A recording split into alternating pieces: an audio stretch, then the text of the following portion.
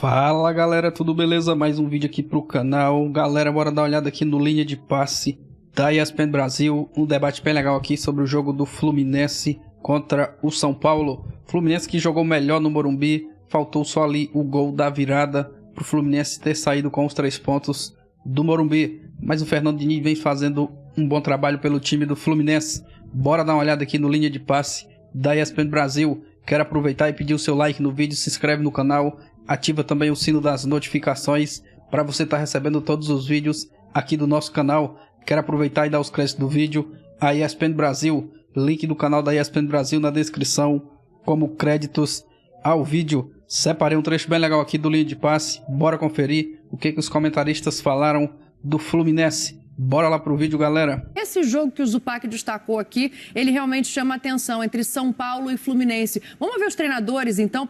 Então primeiro vamos ouvir os nossos comentaristas. Afinal de contas, eles são muito mais importantes do que Diniz e Ceni. Mas eu acho que o Zupa faz um comentário que é muito importante para todos os outros destaques, perante o que vocês disseram, de um brasileiro com futebol bem jogado quando dá, quando se tem perna, e 2 treinadores que são estrategistas, né? Um abrindo menos mão do que entende como futebol, o outro se adaptando mais a cada jogo, a cada partida. Mas hoje foi um bom jogo, Zupac, no Maracanã, no Morumbi. Merecia Maracanã também, né? Um palco do tamanho do Maracanã, o jogo foi no Morumbi, que estava cheio, né? A semana de São Paulo foi uma semana interessantíssima devido à classificação na Copa do Brasil, e isso chamou também a galera para o Morumbi.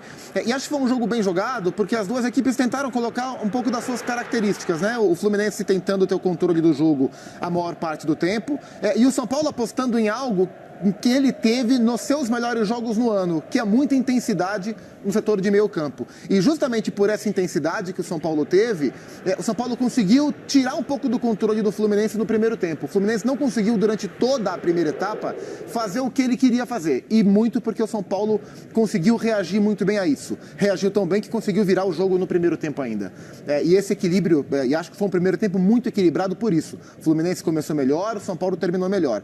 No segundo tempo, me chamou muito a atenção o movimento que os 2 técnicos fizeram. Embora o Rogério tivesse que tenha tido que mexer na equipe muito no primeiro tempo por lesões, né? Além da troca do Patrick Lanza, que eu vou chamar de Patrick, né? Porque a gente chamava o Rodrigo de Rodrigo, porque ele é com Y. É com Y. Esse Patrick é com Y. Diferencia do outro Patrick. Vai diferenciar, um é o Esse Patrick. é lateral.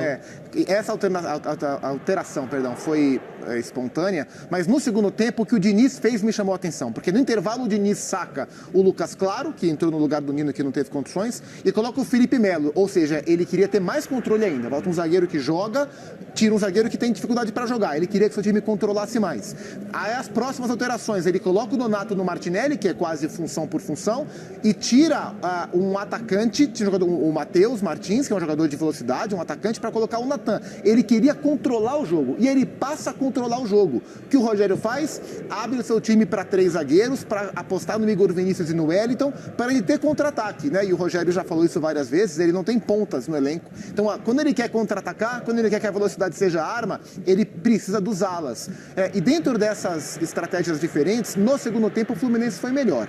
O São Paulo teve muita dificuldade para fazer isso aí. Esse lance não valeu porque tinha impedimento. O São Paulo não chutou no gol do Fábio no segundo tempo em um lance valendo. Então a segunda etapa do Fluminense foi superior. Mas esse duelo dos técnicos, de montar a estratégia e reagir à estratégia do adversário, foi muito interessante para o jogo. No total, eu gostei um pouco mais do Fluminense do que do São Paulo, mas especialmente pelo primeiro tempo, eu acho que o São Paulo fez por onde buscar o ponto que conseguiu. Sim, para ouvir todos vocês, vou fazer só uma ponderação, né? Eu concordo com você em relação à superioridade do Fluminense nesse segundo tempo. Só que a gente não consegue saber o que o Ceni faria de alteração nessa equipe, porque ele é obrigado a mexer pelas pessoas que saem machucadas, né? O Jandrei sai machucado. Quem é o outro jogador que ele tira machucado? O Léo. O Léo também sai machucado. Então, ele é obrigado a paralisar o jogo ali 3 vezes sem pensar em tática. E ele aproveita, né, sabendo que ele teria 3 pausas, só apenas, na hora da troca do goleiro, da saída do Jandrei, ele já faz a troca do Wellington. E ali eu acho que ele foi bem. Ali eu acho que ele equilibrou, porque o Fluminense estava jogando muito pelo lado direito.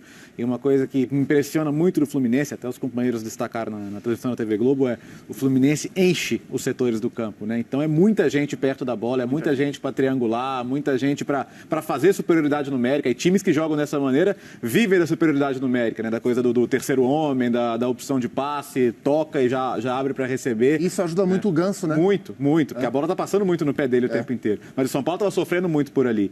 E assim, ele pensou numa maneira de não deixar o menino em ainda mais dificuldade e colocar um jogador que, se fosse o jogo, não é o jogo valendo, se fosse o jogo com o time completo, com todo mundo podendo jogar, ele começaria.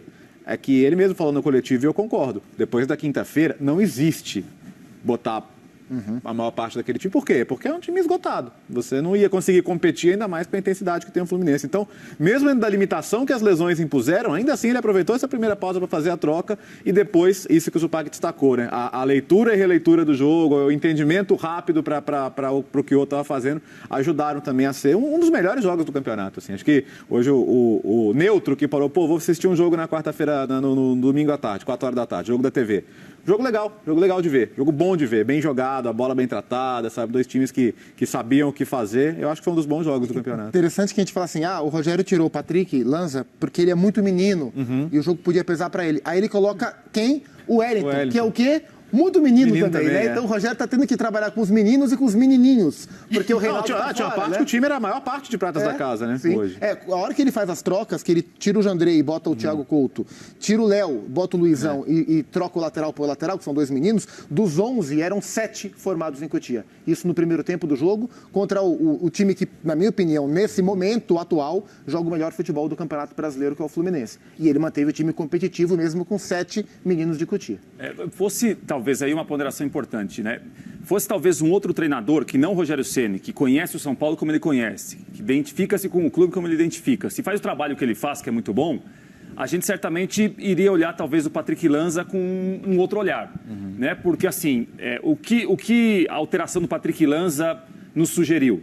O jogador não estava pronto para o jogo. O garoto sentiu a partida, né? Claro que o Rogério tem lançado muitos garotos, né? E o Zupac falou muito bem, o Wellington é um garoto, mas tem mais rodagem no profissional que o Patrick Lanza. Sim. Agora, ele aproveitou os 28 minutos do primeiro tempo, que ele tem de trocar o goleiro, para trocar um jogador que claramente ele percebeu que, o jogo ficou muito grande para o menino. O menino está com dificuldade, o Fluminense, como você falou, uma Léo, decisão tem muito dele perto da bola. escalar também. Né? Exatamente. Aí a gente tem de ponderar. Será que o Rogério viu no Patrick Lanza alguém estava pronto e talvez o jogo mostrou outra coisa?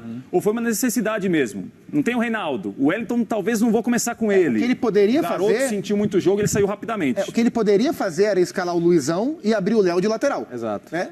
Mas ele optou pelo Patrick. Sim. Tem um ponto legal. Desculpa te interromper. É um jogo de xadrez, né? E o Rogério sai com algumas peças prejudicadas, assim. Falando de estratégia, você consegue definir quem teve a melhor estratégia? Eu acho que o Rogério sai bem do jogo, porque o volume de dificuldades dele era muito superior ao do Diniz. Também acho. Né? Isso é um ponto. O outro o Diniz está tentando cristalizar no Fluminense, leva um pouquinho de tempo, mas é algo muito bacana, que é jogar o mesmo futebol em qualquer campo. Independentemente se ele está no Maracanã, se está fora do Maracanã. No 10º minuto de jogo, o São Paulo tinha 21% de posse de bola. Tinha 79 o Fluminense. Era um negócio gigante e o São Paulo não conseguia sair. Só restava uma alternativa, que era uma alternativa visível antes do jogo começar e que depois, ao longo da partida, ela foi sendo até viável, que é o Fluminense joga com a bola e sobe. Para jogar com a bola, você tem que subir tua linha de defesa. Sim. Não dá para querer a bola e deixar o zagueiro dentro da área. E aí começou lá pelo Jandrei, tentar alcançar as costas da linha. No segundo tempo, quando vem que o Felipe Melo, é uma opção ainda mais favorável para o São Paulo. Sim. Porque aí a zaga fica um pouquinho mais lenta e dá para jogar nas costas da última linha. O primeiro lance do segundo tempo foi exatamente assim. O Patrick em cima do Felipe. Você vai para cima porque eles vão subir e joga no lançamento.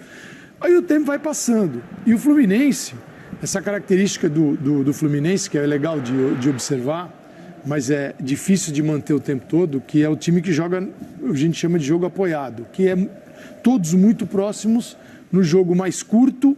Então você tem que ter a proximidade. Para esse tipo de jogo, claro que você pode fazer com o time um pouquinho, o perímetro que ele ocupa pode ser um pouquinho maior, mas no Fluminense hoje, na primeira etapa, ele era muito denso, muito curto. E o Ganso ali lá direito, todo mundo ali em cima do lado esquerdo de São Paulo. E isso incomodou o São Paulo profundamente. Mas o tempo passa, você não consegue ficar o tempo todo assim. A intensidade é muito alta. E aí o São Paulo começa a jogar. E aí ele começa a encontrar, assim, em bola mais longa, em velocidade, em jogadas, né, de velocidade pelo lado, né, assim, nessa transição mais rápida, porque não era o jogo de São Paulo. O jogo do Fluminense, o São Paulo não consegue fazer. Então, acho que o São Paulo conseguiu encontrar uma forma de enfrentar uma equipe muito difícil de ser enfrentada, que joga em qualquer estádio, que está numa evolução do jogo e do treinador, como é o Rogério também. Acho que o Diniz e o Rogério têm esse ponto que é importante. E isso vale para qualquer um, qualquer atividade, no futebol, para todas as áreas, para a nossa, para deles, que é o seguinte: você não vai pronto e aquilo que você acredita também não dura muito tempo. Você precisa avançar. Então o jogo do Diniz avança, cresce em relação a outros trabalhos e o Rogério também está evoluindo nisso. Sim. Embora o Rogério já tenha mais resultados até. Acho que no próximo jogo o Rogério tem um outro desafio, né? Para ouvi-lo, ele perde o Caleri e o Patrick suspensos, o Igor Gomes sente, ele não tinha mais como fazer nenhuma alteração, além do Jandrei e do Léo que a gente falou aqui. Vamos ouvir o Diniz? Deixa eu aproveitar esse teu gancho para a gente colocar o Diniz aqui, porque ele fala coisas interessantes depois desse empate contra o São Paulo. Em relação ao jogo, acho que a equipe começou a partida jogando muito bem e no momento que o São Paulo ficou mais vulnerável, a gente poderia ter acelerado muito mais o jogo e a gente deixou o São Paulo crescer e cedemos a virada no primeiro tempo. 2 bolas que estavam no nosso pé, a origem do escanteio foi uma bola que estava no nosso pé, eles erraram a cobrança do escanteio, voltou e a gente deu uma vacilada na área e tomamos um gol de uma jogada que a gente treinou muito para não tomar. No segundo gol também, uma bola que estava no nosso pé, que é uma jogada que a gente não erra. A gente fala o negócio de fazer bola longa, tentando fazer uma bola longa, uma inversão sem necessidade, erramos o passe, foi um lance meio casual, que o Luciano estava passando no meio do caminho, foi tentar dominar, a bola bateu no pé dele e acabou virando um passe que originou o segundo gol do São Paulo. No segundo tempo, a equipe foi do primeiro ao último instante bastante agressiva e, na minha opinião, por tudo que aconteceu no jogo, mereceu ganhar o jogo, porque tentou buscar a vitória do começo ao final do jogo. E em relação ao São Paulo, a primeira coisa que eu tenho é gratidão pelos momentos que eu vivi aqui. A gente conseguiu fazer um trabalho espetacular. Às vezes, por aquele momento que a gente distanciou um pouco no Campeonato Brasileiro, mas que era uma vantagem que chegou em determinado momento a ser 7 pontos, mas na realidade tinha jogos a mais. Então não era uma realidade muito grande aquela vantagem naquele momento. E como a gente estava jogando naquele momento também, provavelmente o melhor futebol, competitivamente, esteticamente do Brasil, a gente colocou um doce muito gostoso na boca do torcedor, que infelizmente teve uma interrupção do trabalho. Aí, ó, o Prato pegar a palavra aqui do Zupa, né? Eu queria só botar o Diniz falando sobre esse trabalho espetacular, porque, mais uma vez, tem que entrar as circunstâncias, né? A gente não pode avaliar só o resultado desprendido do que é a realidade. Sem dúvida. E quando a gente fala do Diniz, assim, o Diniz tem um mérito como treinador que, quando alguém vai enfrentar os times do Diniz, geralmente tende a mudar o que geralmente faz. Então, assim, você está acostumado a fazer uma coisa e enfrentar um time que é treinado pelo Diniz. Você muda. Sim. Você muitas vezes vai fazer coisas que você até então não fazia ou não pensa em fazer. Né? A maneira que vai marcar, a maneira que vai se posicionar, como vai se comportar quando tiver a bola, como vai tentar tirar o que o Fluminense faz muito bem, que é ter muitos jogadores de meio campo perto da bola, principalmente. Então, assim, isso é o mérito dele, sem dúvida alguma. O Diniz sempre suscita muitos debates, né? Porque ninguém é indiferente ao Diniz. Ou alguém venera o Diniz muito, absurdamente, ou alguém odeia o Diniz. Parece que fica torcendo para o time do Diniz perder, tá vendo aí, ó. Falei, não dá. Fica saindo desse jeito, fica querendo ficar com a bola, o time fica com a bola e dá 20 chutes e perde o jogo, o outro dá 2 chutes e ganha. Assim, tem os lados positivos e os lados negativos. Eu acho que o próprio Diniz já reconheceu isso em outros momentos. Né? Apesar de não abrir mão de ficar muito tempo com a bola, de envolver o adversário pela posse de bola, é um Diniz que chega muito bem ao Fluminense, né? Um local que ele conhece, mas com outro grupo, numa outra realidade. Ele trabalhou no Fluminense em 2019, quando saiu o time estava na zona de rebaixamento, né? E muitas vezes dominando, chutando muito a gol e perdendo os jogos. Me parece que agora é um Diniz que, assim, sabe o tamanho do elenco que tem, sabe a realidade que o Fluminense tem, mas, como também em outros trabalhos, começa muito bem. Né? Esse começo muito bem... O roteiro é muito parecido, né? Deixa o torcedor muito refém assim. Chegou na segunda, na terceira, foi o líder do campeonato, por que não pode ficar aí? Né? E a queda, muitas vezes, com o Diniz é muito brusca. Né? Isso é um problema que ele tem. E o Ceni, hoje, na entrevista coletiva, ele colocou também um outro ponto. Segundo ele, o Diniz tem o 4º melhor elenco do Brasil. Então, é mais uma pressão para que esse trabalho não caia daqui a pouco, né? Eu acho que assim, se olhar hoje, eu acho que tem uma competição ali com São Paulo e Corinthians, vai? Considerando Palmeiras, Flamengo e Atlético os 3 melhores, independente da ordem que você ache. Com todo mundo bem, eu acho que, e agora ainda mais com os reforços, talvez o do Corinthians seja mais robusto. Também acho. O São Paulo também considera superior. Então, o difícil é você ver os 11, né? Jogando juntos. É uma utopia muito distante, né? O negócio está muito distante da nossa realidade. Existem elencos, não existiu, né? Existem listas no papel, existem times dentro de campo. O futebol tem uma época do ano que a gente adora trabalhar com os nomes, né? Os nomes, ficar projetando e tal.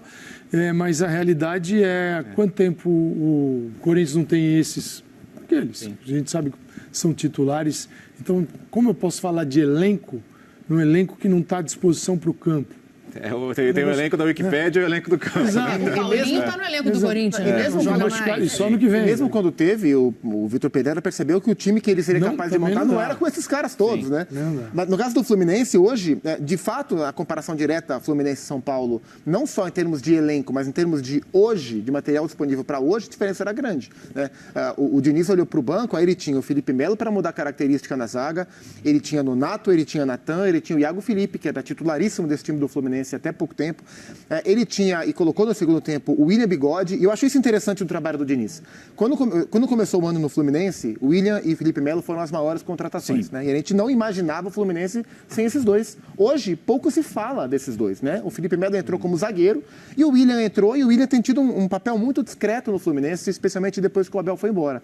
Então, e esse acho que é um mérito que o Diniz tem nos seus trabalhos como um todo, e ao olhar para o time do São Paulo de hoje, a gente enxerga isso, como ele faz junto com a sua comissão, etc. e tal, jogadores que não eram cotados ganharem um status de importância, a ponto de jogadores importantes ficarem mais relegados ao banco. Então, hoje no São Paulo, por exemplo, Léo de zagueiro, Diniz. Luciano como protagonista, Diniz. Wellington, quem subiu? Diniz. Diego Costa, que é capitão do São Paulo hoje, quem subiu? Diniz. Essa semana o Sara foi vendido. Quem botou o Sara como titular? Diniz. Então as duas equipes, e o Fluminense vendeu o jogador, vendeu o João Pedro, vendeu o Pedro, o Everaldo, o Caio Henrique como lateral esquerdo. Sim. Agora o Caio Paulista como lateral esquerdo, e acho que hoje o Caio Paulista foi mal, sobretudo defensivamente. São Paulo deitou nas costas do Caio Paulista, mas ele vai criando alternativas, né? E é um técnico que muito raramente, mas muito dificilmente você vai ver numa entrevista reclamando porque não tem reforço. Não contrata. Ele trabalha com o que tem. Agora vai ganhar o Marrone, vai ganhar o Alan, né, que estava no futebol, jogou muito tempo no futebol chinês, e o Michel Araújo também. Mas eu acho que esse é um legado, né? E acho que por essas circunstâncias, hoje ele tinha mais condições de trabalhar melhor do que o Rogério. O time dele, no total, jogou melhor do que o Rogério.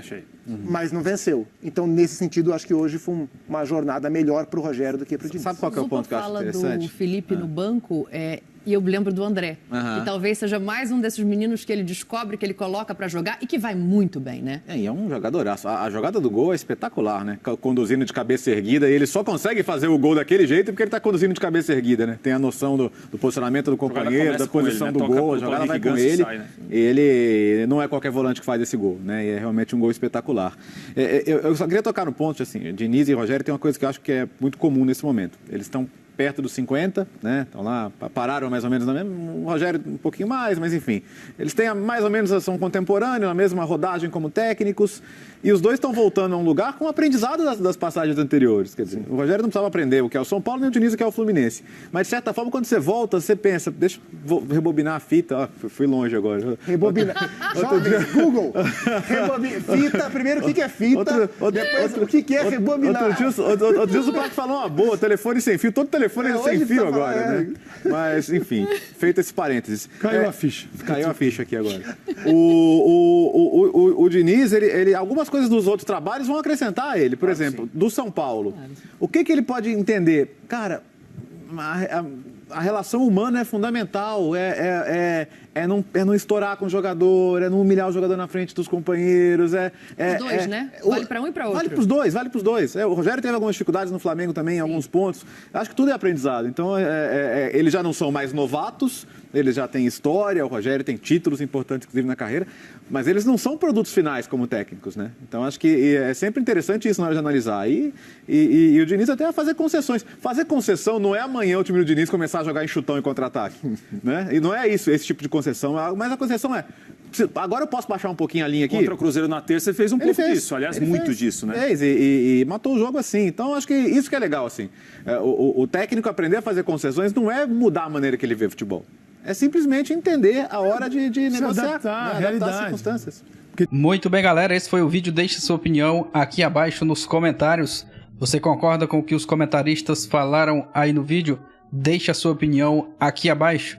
Galera, o Fluminense jogou melhor que o São Paulo no Morumbi. Faltou só o gol da virada. O Fluminense caprichar um pouco mais nas finalizações. Mas o Fluminense jogou bem. Foi um resultado bom para o Fluminense, um empate fora de casa. É um jogo bom. 2 treinadores muito competentes. O Fluminense fez o gol ali nos primeiros minutos. Foi para cima do São Paulo. O São Paulo empatou, virou a partida. Mas no segundo tempo só deu o Fluminense. O São Paulo não chutou uma bola no gol. O Fluminense dominou o time do São Paulo no Morumbi. Mas foi um jogão. O Fluminense jogou bem. O Fluminense está crescendo com o Fernando Diniz e vai brigar por título em 2022. Galera, mas é isso. Eu vou ficando por aqui. Deixe a sua opinião nos comentários se você concorda com o que os comentaristas falaram aí no vídeo. E o que você achou do jogo do Fluminense? O que você está achando do trabalho de Fernando Diniz no Fluminense? Deixe a sua opinião aqui abaixo. Deixe seu like também se você gostou do vídeo. Se inscreve no canal e ativa o sino das notificações. Eu vou ficando por aqui. Obrigado por assistir o vídeo. Valeu e até a próxima, galera.